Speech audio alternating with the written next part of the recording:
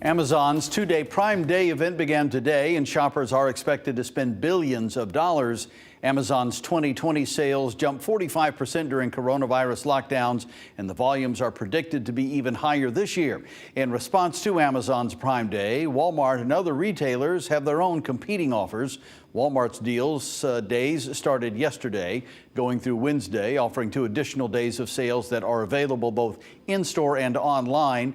Target, Best Buy, and Kohl's are among the other companies also offering their own sales to try to compete.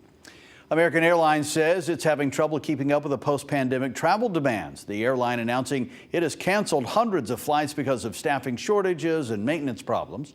According to FlightAware, the business canceled roughly 300 flights this past weekend alone. American Airlines cited unavailable flight crews for some of the disruptions. The airline also canceled about 1% of flights through mid-July, partially to ensure it has enough staff for trips.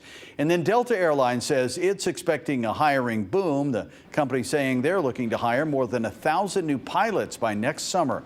This comes after the airline announced in April it would start hiring mid-year as bookings began to recover from the pandemic.